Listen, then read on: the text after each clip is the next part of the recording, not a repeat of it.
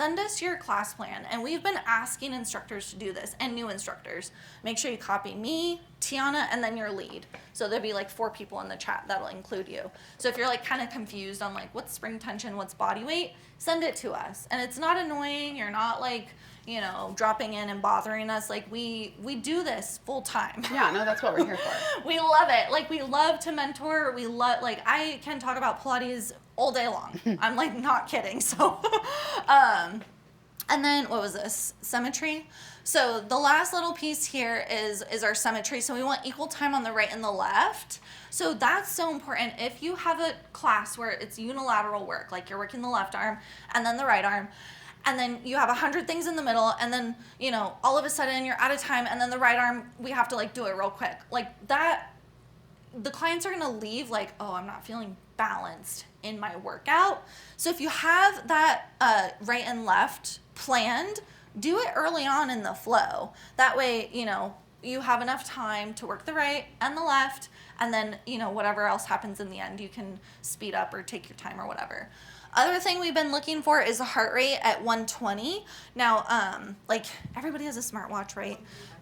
So I got Dana's to 135 today. I've been telling, and I burned 220 in a flow class. Just, you should maybe write that class and just share it with everybody. Okay. I was like, I left, I was like, that was a perfect flow class. Good, okay. Just give you a little public praise. Okay, my heart, and average, was that your average heart rate?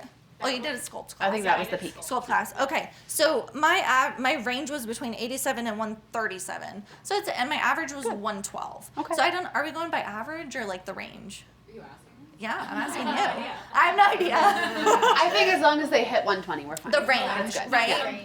Yeah. Yeah. Okay. So I think. And you can ask them, like that's like a fun thing. Like Yeah. clients might start to like have a little more buy-in.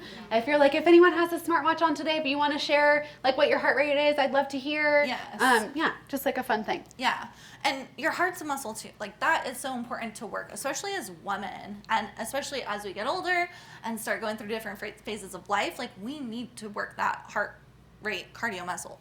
So next is calorie burn, closer to 200 plus. You guys have already been like hearing this and have already been experiencing this, and the best way to do that is to get clients off their back.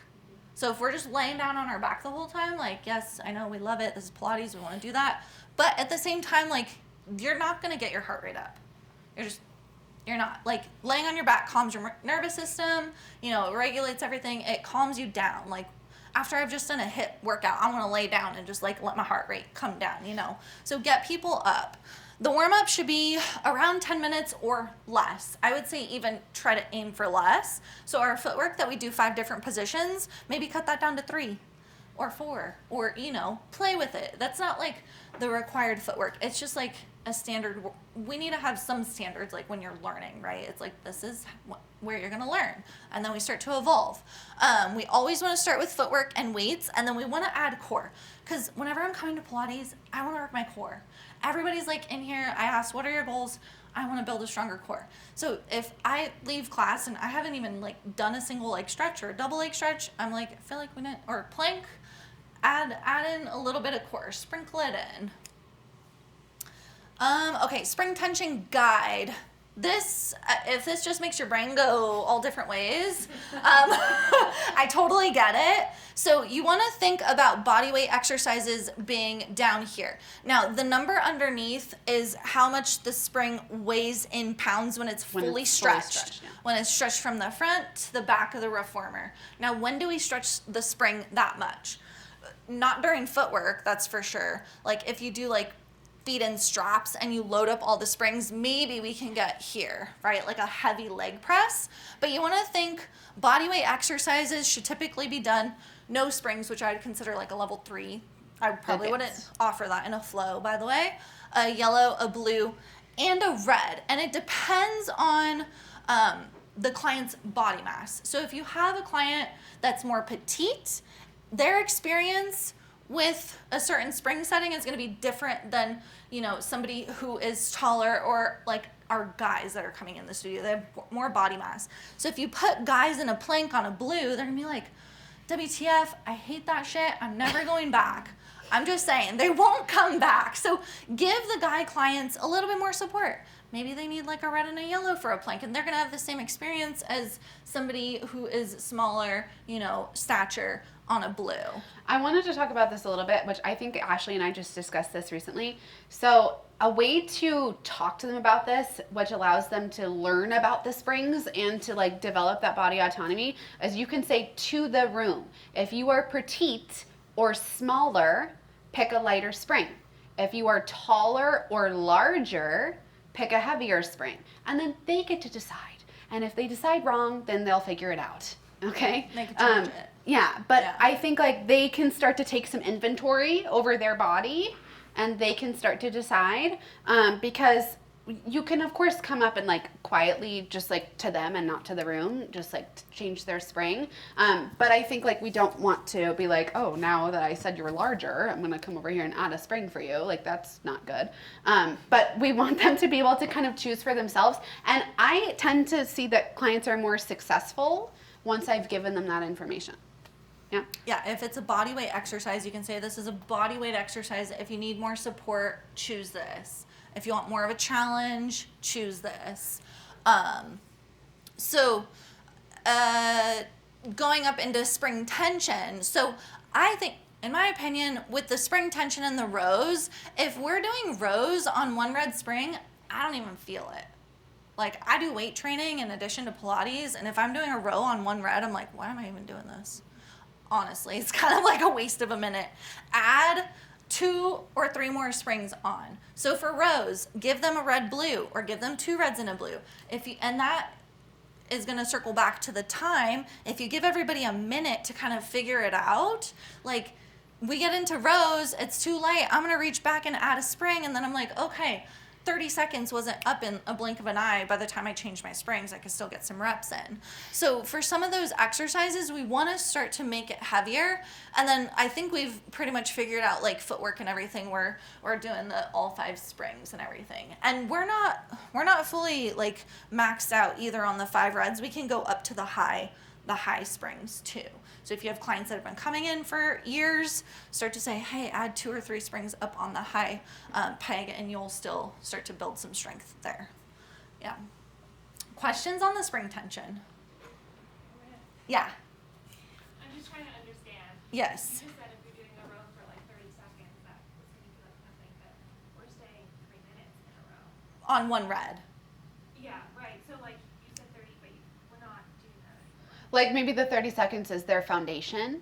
Okay. And she's saying like if they were there for 30 seconds normally, that by the time they reached back and changed to spring, they'd only be here for like 2 more reps and then it's over. But if you're there for 3 more minutes, then you have enough time to like actually feel that and feel like you worked your muscle like almost to fatigue. Right. Yeah. Yeah. So like a row matters. So another question about the 3 minutes. Yeah. Like how would we do like side over? Side overs, I wouldn't do 3 minutes of No, side I wouldn't do that. Use your discretion. Like if it makes sense, like if you're doing short box abs, like I'm doing 3 minutes facing the foot bar, I turn to the side, I'm gonna do a minute. So more like strength training for like. Yeah, I would say 3 minutes is probably more appropriate for a body or for a spring loaded exercise. I Yeah. would not have someone in a plank for 3 minutes No. straight. Yeah, Yeah. break it up. Right. You can keep them in a lunge for 3 minutes. Right. Because I your, think your 'cause your legs are leg- stronger. Yeah. That muscle group. Right. That's what I'm saying. Come take my class and it'll like all click, I promise.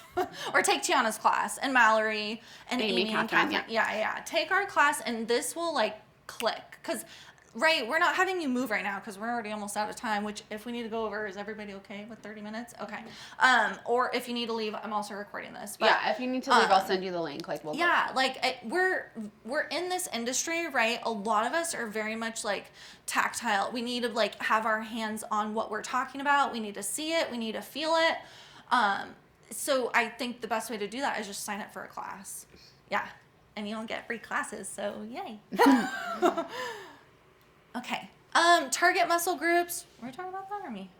Oh, you can talk. Oh, okay. So we want to try to work these muscle groups in every class. So in every single class, work the chest, the back, and the abs. So the chest, I like to think of that like pushing away. So a push-up is primarily a chest workout, right? And that is just like if you go to the gym, right, and you're working on push-ups, that's a chest exercise. Your back is going to be more of your pull motion, okay? So like a pull-up or like a lat pull-down is going to mostly focus on your back. So as long as we can get like some sort of push and pull, if you can't get them both in every single class, also don't worry about it. You know, this is just a general guide.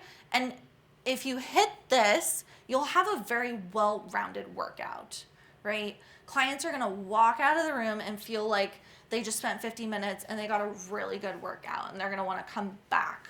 And then we always wanna hit the abdominals. So, you know, add in the contrology, the original mat, planks, short box abs, all of that.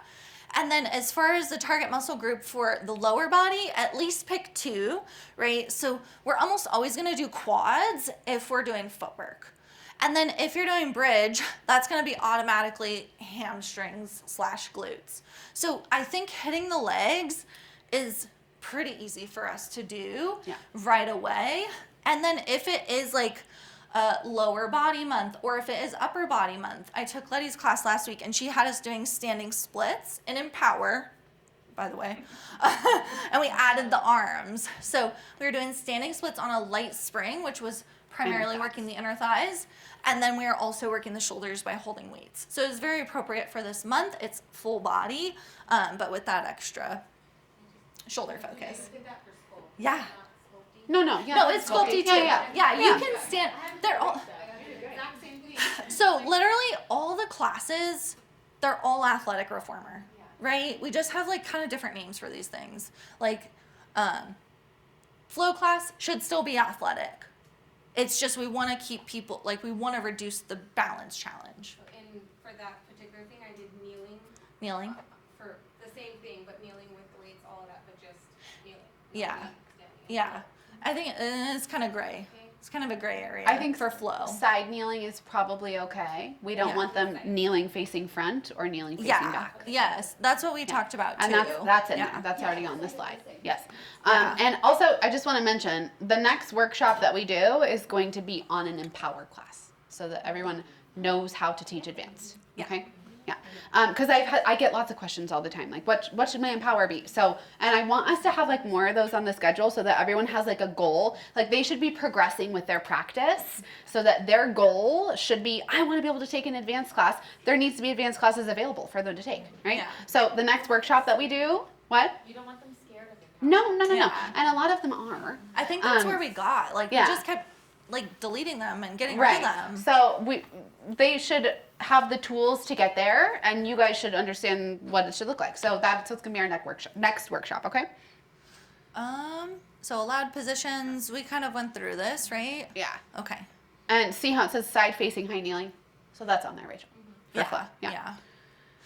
Okay, energetics. That's just why we're all here. So the definition of energetics: the emotional, physical, and energetic experience a client feels from the instructor and the environment. So the moment they step in here, they're influenced by how it feels in this space. Yeah. So that will include your tone of voice, your pace of speaking, your confidence, your body language, your eye contact, posture, movement through the room, your music selection, your timing, your silence, your cueing rhythm, your calmness under pressure, and your presence. So if they were to walk in here, and my music is, if you guys were to walk in here for this presentation, for example, you came in and it's either silent, which it is now, or I had like very low energy music and I'm slunched over and I'm walking around very slow and I'm yawning and I seem tired. Who wants to be here for that? Right? I'm not going to try my best. Right. So you've already like influenced their attitude by your presence and how you are performing in the room by all those things. So I think like there may have been someone that I've given feedback before, like, which I don't think the person's here, but like you're slouched through the whole class today, and that translated to everything that we did. So of course, like we're always saying all the time, Pilates posture, stand up tall, roll your shoulders back. You should be standing like that as well as you teach. Yeah. Yeah, I think like just I love this quote from Brene Brown. She says, "Don't shrink, don't puff up, stand your sacred ground." And I always have to like remind myself, like, plant your feet down, roll your shoulders back, lift your chest, speak from your chest, you know? Because I think if you're unsure of how you're leading the space, clients are then also going to be unsure and they're not going to come back to your class. So just like subconsciously, like will just translate subconsciously. Yeah, and we'll go over that too. Yeah. Questions about that stuff, guys? We'll get into it a little bit. Okay. So energetics in action. So how your energy sets the tone. Every detail matters. So how you show up influences how they feel, how they move, how they take care of themselves. So how to elevate your energetics. You want to speak with clarity, with warmth, and with conviction. So we don't want to be scary. We still want to be nice and warm, but in charge of the space. Yeah. You want to match your energy to the class intention. So I am not going to have the same teaching energy that I would while I teach a stretch versus a sculpt. And on my Saturday here at OV, I do teach a stretch that's immediately followed by a sculpt, and I have to turn that switch for myself when I'm teaching. So my music is influenced, the setting of the lights is influenced, my tone of voice, the way that I speak into the mic is different because I'm still wearing the mic for stretch, but it doesn't sound the same. And use your body. So just like we said, we want to stand tall with purpose. We want to make eye contact and connect with the room. It's okay to like have your notes while you're teaching. Like it's totally fine to reference your class plan, but you don't want to have your gaze at your notebook or at your phone the entire time. We want to make connections with them. Don't be afraid to make eye contact. Because if they have a question, but you won't look at them, they might not ask you. Yeah. Choose your music that supports the experience. So again, just like I said for stretch, like I'm going to teach like low volume kind of Zen music. For sculpt, I want high energy, something with a beat. Use pauses and silence. We discussed that earlier. I'm trying to kind of move through this so we're not staying too long. Stay calm, grounded, and present always. So whatever you have going on at home, don't bring that into this space. You shouldn't talk about it here, and you should let that go at the door. We all have got stuff going on. And I like to see that even to clients.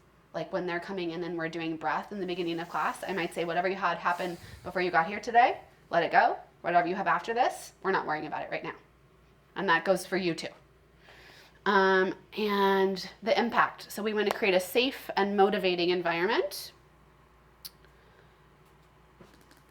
And we want to build trust and stronger relationships. We want to drive the energy, the focus, and the transformation in the room, and we want to leave a lasting impression. So if you were super quiet and you didn't make any connection with them, and they're probably not even going to remember your name, and they're probably not going to book your class again. Yeah, like we make an impact on people's lives. Like I think we change people's lives. Like I hear that all the time. I know this just like becomes a job and it's like, oh, I have to create another class. I gotta get there. I gotta set it up and take the boxes down and set the music up and oh, the mic's not working or the remote's not working. Like I get it. Or like we need to replace the boxes. The straps are frayed. Like we have all these like tiny little things that are bothering us. But like when clients come in, like this whole experience for them it's like transformational. Like it changes people's lives, and I just want you guys to like remember that like every single class that we teach, like it is the best part of somebody's day. Like they either come in before or after work oftentimes, you know, so that's like the early morning classes are almost like the most important, you know. And I hate to keep referring back to Central, but we've just noticed a huge drop in memberships and retention and things like that. And it's like, it's so important, you know, these people that are coming in before and after work, because they already spend 40 hours a week at their job. Like they want to go home, but they choose to come here. So it's like, how do we create that experience for them that feels really good? Yeah. That's of excellence. We want it to be worth their time and worth their money. Yeah. Haley. I just want to make a comment. I usually always take the early morning classes because I always work like midday. Right. And I will say that there's times when if I don't take a class that day, I will feel like so off throughout the rest of the day that I'm like, oh man, I didn't get my Pilates in today because, you know, I had a doctor's appointment or I had something else that I had to go do. And then I feel like my body is thrown off for the rest of the day. But when I go the next day, I'm like, oh my gosh, I feel so much better now that I'm here. Yeah. Yeah, and that made such an impact on you that now you've signed up for teacher training. So, yeah. Okay, so how to use your voice and your music to guide the pace and the energy of the room. So this is something that we're going to get very specific about as far as like our expectations for you guys. I don't want to have to approve your playlists. I don't have time, and I don't want to. I want you to have fun with your music and pick music that you enjoy listening to and that the clients enjoy listening to. But I think we have to get like a little more specific. So we want you to use faster and louder music during pushes or during pulls, and probably during like a pulsing, during something that's a challenge, right? So the music should go up, your voice should go up so that they know this is when I should be working harder. And during slower and softer movements, so whether that's like a body weight based exercise, whether that's during feet and straps, also in footwork. Like in the beginning of footwork, I don't want to immediately yell at everybody. That's like a little intense, right? So we want to kind of like start slow and then maybe more towards the end of your footwork. I clip the microphone right onto my belt right here. And when you're talking, turn the music down. Like, we don't want to just crank the music and, like, people are like, I can't hear you. Like, don't do that. Yeah. You know, like, turn it down when you're talking and then turn it up when they're working. Are we all enjoying the remotes? Yeah. Has everyone been using that? No? Okay. Yeah, well, if you don't, here, let me get it so you can see it. I think this one's This one dead. needs a battery, but I'm just going to show it to you. It's dead. So this one needs a battery. We're going to get a battery. However, this is the remote. I think it's affecting the speaker here at OB. Whenever we use it, it's in and out. And then Did you try the new speaker? I didn't even have the I remote. would try the new speaker. So it wasn't the remote. But then it Yeah, died, that's so just then the I speaker. didn't use it the other day, and I Yeah. noticed there was no issue with the speaker. So Yeah. it may just be a. Okay. Conflict Yeah, of I Bluetooth. didn't use the remote today, but the speaker was still doing that. So Yeah. Oh, I borrowed the backup. Sorry. For me, even without I'm it. gonna set up the new one and maybe just give that one a break, and then it can be a little bit better. It needs a rest. okay. But we have a remote at each studio. If you have not used this yet, it's awesome. You just hook it up to the Bluetooth and then just turn it down, turn it up as needed as you walk the room. That way you're not like tied to the iPad. And you can walk around and you can change the music and stuff as you're doing that. So hopefully that has been good. So your voice, your music is going to set the rhythm for the class. It sets the tone. It leads to energy. It elevates the experience. We'll get a little more specific If we're on that, too. if we are in like a heavy row that is challenging, right? I'm not going to play like Mozart or something. That's weird, right? Or even like country or something. Like maybe if you're doing like a remix, maybe, but probably no, right? That's probably not motivating. We'll get Listen, more- I love we'll get country more as much as the specific. next person, but that's Yeah. probably not the vibe. Well, here's specific Yeah. parameters. if you So need- music yeah. BPM and heart rate. We want the BPMs, the beats per minute of your music to probably be at 120 or above throughout the majority of class. So that might not necessarily be right when they walk in, and it might not necessarily be during feet and straps, but for the majority of class when they are working hard, the beat should be up and your voice should be up. I would just Google like beats per minute. What is that? Yeah. What playlists have that? And that'll give you a good Yeah, and I even wrote, Hi. 2. What's up? I just want to say Spotify is a really cool new Oh, feature yeah. that you can like speed up or slow down songs. Oh, So if cool. you find a song that you really like, but it's not quite 120 beats per minute, you can speed it up. Oh, Cool. okay. Or you can even like look on Spotify, like Type in. 120 beats per minute, Playlist. sculpt, and you'll probably find something. It'll tell you if you go Yes. and mix the playlist with the BPM. Yeah. So Yeah. for those of you that already like make your own playlist, I think a lot of you guys do that. It should be pretty easy to do that. Yeah. And if we have Apple here, it's all approved by Shauna. So all of the music Well, that's on. I've just added like dance playlists. Exactly. Yeah, like EDM, just and even like fitness remixed. I think is Yeah, a really good which one. I put on there. So if you Yeah. see in the middle where it says BPM guidelines, so that gives you a little more info, and then it says great music options. House or EDM remixes or remixes of hits are great options because it's usually at 128 or above. Again, I don't want to be a Nazi with your music. I want you to play music that you enjoy, but that's probably just a good suggestion. Okay. Um, Especially for sculptor yeah, jump, Michelle? because the BPM will probably be higher for those classes because those are more cardio involved. I just wanted to say that since I started teaching, I started playing with my playlist as well. And a lot of clients have commented that they enjoy like the upbeat music, that they don't really enjoy like a lot of pop, like regular songs, because they are not matching like the workout. The expectation, But yeah. Spotify has some great options. And I try to, for example, in Mark Canyon, I use my own playlist and I play them there, and you can make changes. Yeah, you can use your own playlist. I don't want you guys to be. Not to use music that contains like bad language Yeah. or stuff like that. I think that's also really important. Yeah, we don't want songs that are like rap and explicit and talking about like crazy stuff. Although that's a lot of the music out there anyway. Yeah, I mean, I think if there has like one or two explicit things in the song, it's okay. I'm not gonna like have you. Explicit language. I had an old lady mad about my explicit language. And then the last no on like for feet and straps, I would just try to choose instrumental because also Yeah. the other thing is if it's like a sad breakup song at feet and straps, I'm like I kind of want to like cut my wrists and like I don't want to be here, like just no vocals. Yeah, I think probably. that's what we Yeah. kind of are moving towards is that we want like just lyrics. No, opposite of just lyrics. Yeah. Instrumental for feet and straps because of that thing where I talked about where I want them to be able to like turn off their brain and turn off their problems in this space. So of course, like I'm not in charge of their thoughts and they may wonder. But like we don't want to play like a song that reminds them of their ex-boyfriend or something. Yeah. Or their dog dying. Right. Something.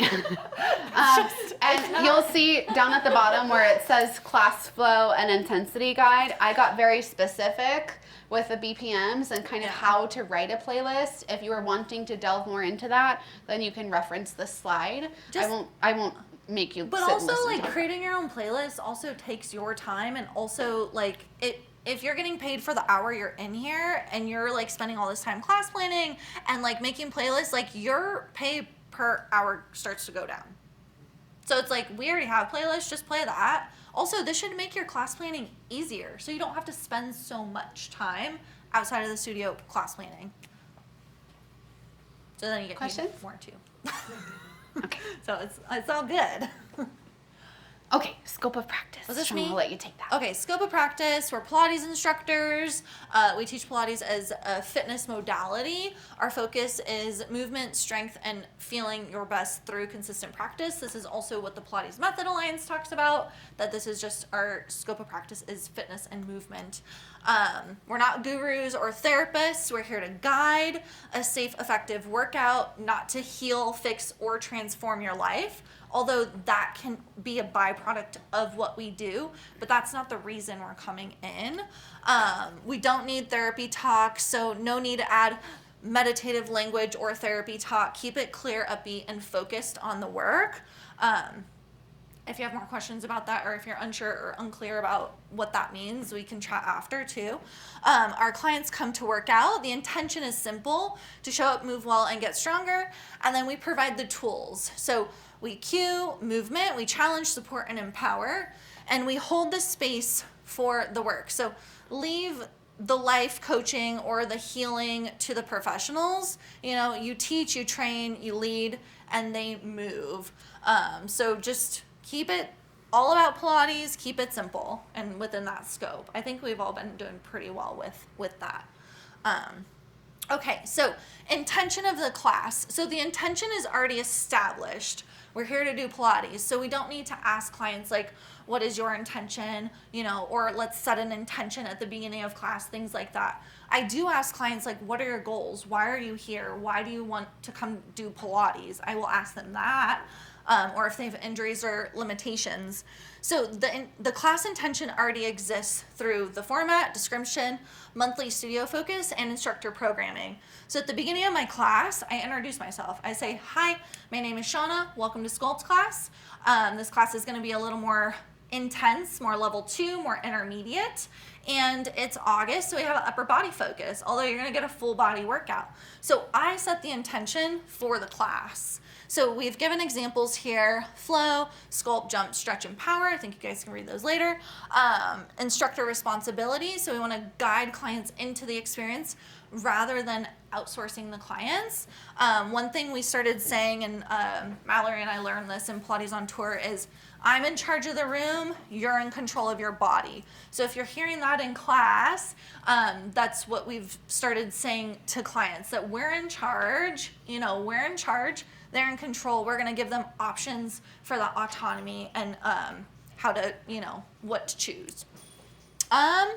Ask open-ended questions. This one is huge. So to invite clients to explore their practice, if you don't know what to say and there's just silence, I think it can go too far in either direction, right? Like we can talk their ears off and we're giving them all this input, or we just get them moving and then we're just standing there.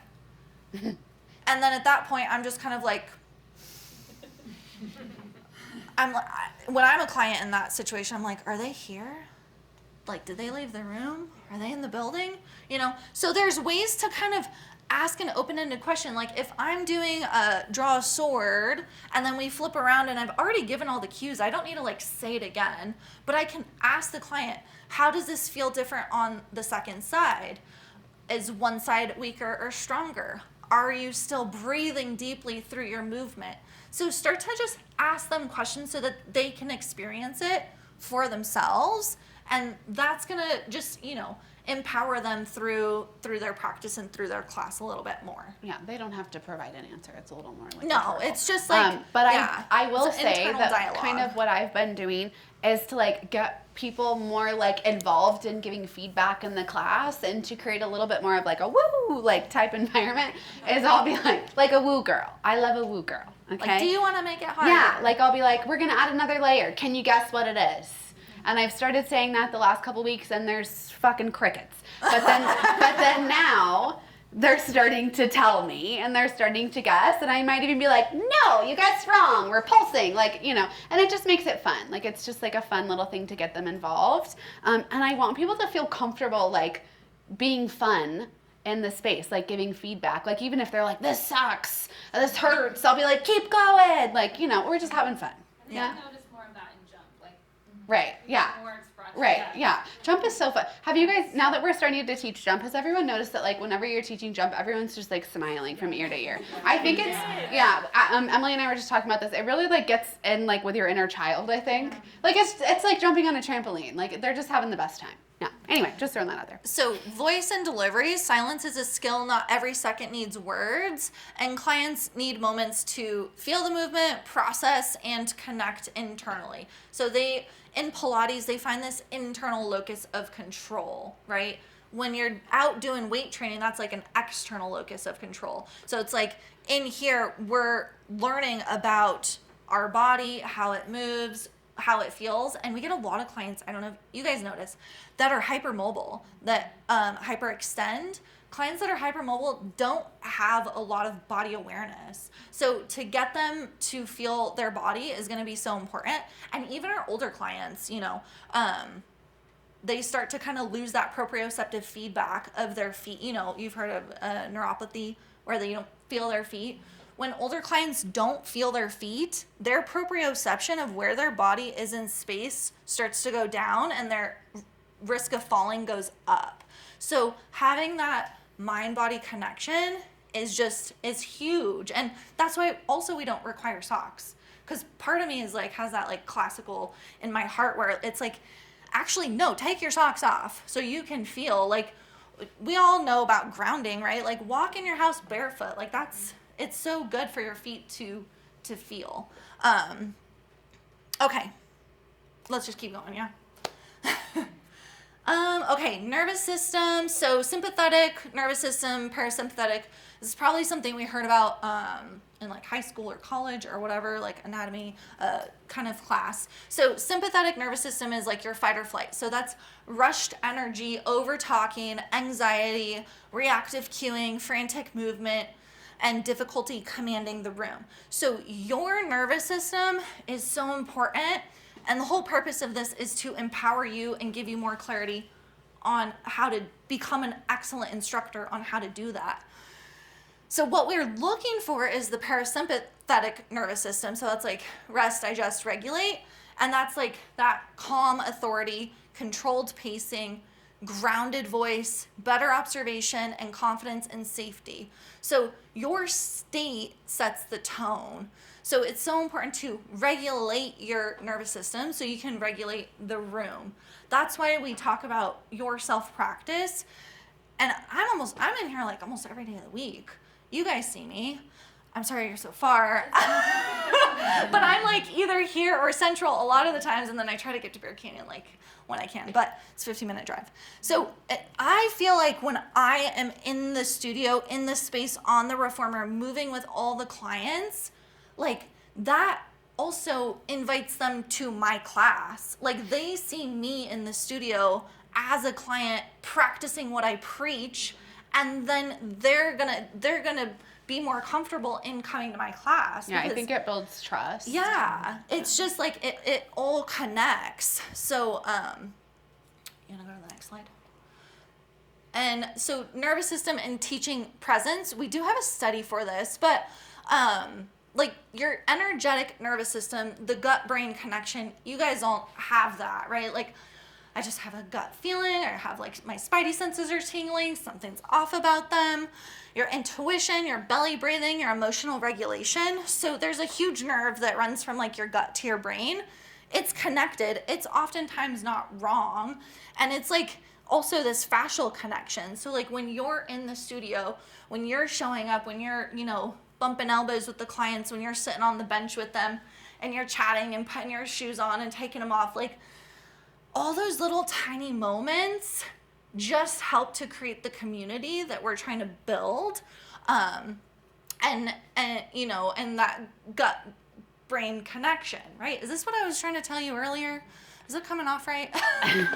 So one thing I want to delve into like a little bit, which we were discussing earlier, sorry. No, you're fine. It's like the nonverbal communication. Nonverbal, Right. Thank you. So, and I think like Yeah. you're getting information all the time, and they're getting information from you, right? And that creates like those intuitive feelings. So that can be like how your behavior influences them, just like your state, your nervous system state. Yeah. And it can also be how you allow them to influence the energy in the room. So if someone comes in and they're having a bad day, and you can tell, and right away you're like, ooh, she's got something, you know? Let's say it's Emily. That's for her, okay? That's for her. That's not for me. That's not for anyone else. She can deal with her stuff in her own time. Happy you're here. I'm not going to allow that to influence the entire space. So I'm not going to try and come up to her and touch her and give her a million corrective And cues people please. when I can already, or people please, when I can already tell that this is not a day that she's going to receive that. Because probably what that's going to do is take up all my time, and it's going to start to influence the energy of the people next to her, and then it just turns into like a whole ripple effect, and then it's like a weird vibe, right? So we don't want to let other people influence the energy, and we don't want to let ourselves. I think it just kind of is like a trickle down effect, like it just kind of spreads everywhere. Yeah? Does that make sense? Yeah. Okay. So if you get an intuition about somebody, listen to it. Yeah, we want to empower you guys to do that. And that goes towards like safety as well. Like Mallory had a thing where she had like a crazy lady outside. This is like rare. This probably won't happen very often. But like, I just want to empower you to like make decisions. Once every 5 years. Yeah, like I just want to empower you to like make decisions. Like if something seems off, it is. So lock the door, or ask them to leave. Like you guys are empowered to make those decisions. I don't know that this has ever really happened, but if you have someone come into the studio that is making you uncomfortable, there's probably a reason for that. So I want you to feel empowered to either in that moment ask them to leave. Again, this will probably never happen, but just in case. Or to send me a text message and say like, I don't want this person to come back, or can you handle this or whatever. Like, this wasn't really the point of the slide, but I just want you guys to know that. It all connects. Yeah. And I think just getting into the studio and practicing what you preach, it's kind of like when I yawn, you yawn, or I cross my arms, you cross your arms. So if like your nervous system is a little bit in like the fight or flight, the clients are going to pick up on that, and then they're going to come into the next class and they're going to be like, whoa, I'm having a way different experience from this instructor to that instructor. Yeah. And that's why we're trying to have like this shared ethos of the studio so that we're all like in this together and how we do these things. Yeah, and I think that kind of goes back to like your personal practice. Like this, hopefully for you guys, should kind of feel like your safe space for you to practice and for you to teach. And if you're never here practicing, then that might not feel like a safe space for you because you're just like not used to being in here in that capacity. Also, audit the reformers. If it's something's bumpy, let me know. Clients really do love to see you in class. Yes, they do. Yeah. Yeah. Next to them, and they're like, Right next to you're them. taking the I class. know. They They love love to to see you struggle And then they're like, I'm glad I get to sit by you struggling. and watch It's this. always good. Yeah. They like to see you struggle. Yeah. Yeah. It's really fun. Faces at each other like, It is. I was in class today at 9:30 and I was telling them, I looked over at Ellen and like we both dropped our arms and looked at each other and like just smiled because I was also struggling. Like my arms were like dead because, yeah. It's, yes. But I think that almost like translates to them like being comfortable with you. And again, like it creates that trust. So it might not seem like it's like you're nervous, that's like very science-y, but that's legit. So. Is this me? Yeah. Oh, cueing and communication. So, speaking from the diaphragm, belly breathing before class, I breathe with my class. I think a lot of you do too. Like when we're telling them, like we're breathing with the class. Voice projection and the mic. Everyone uses the mic already. Play with the tempo of the mic. Like if you're coming up and talking to someone here, Oh yeah, don't you blast don't want to be like, Yeah. Tiana, pull your abs in. You want to be like, okay. So have that. Play with the volume of that. Yeah, when I'm giving like a correction, like I'll move my mic away. Yeah. So cadence and pacing. So you want to go fast during heavy spring or cardio, slower during body weight and balance. So I think having that shared language where you're saying push the carriage out or like slide or glide. it in. Yeah. And then having the strategic silence, but not like leaving the clients, because I think that goes back to the fight or flight too. Like I think people get nervous when it's quiet. They're like, this isn't safe for me. They're like, what's happening? Like you're here to guide me, and then it's just like crickets, So observe before you correct too. So instead of just repeating words, see what's happening in the room and then cue to that. So voice is silence is a skill. Got that, right? Ask open-ended questions. Okay, is this a repeat? We did all this, right? A little bit, yeah. Okay. Confidence as a practice. Was this me? I can do it. Okay. Sure. So, I mean, we've been talking about this. Confidence is built through repetition. So whether that's you teaching, whether that's you taking class, like that's the only way you're going to get confident. If you literally never take class, then that is going to translate to your cueing. You might start to, like, a lot of people start to cue the wrong working muscle.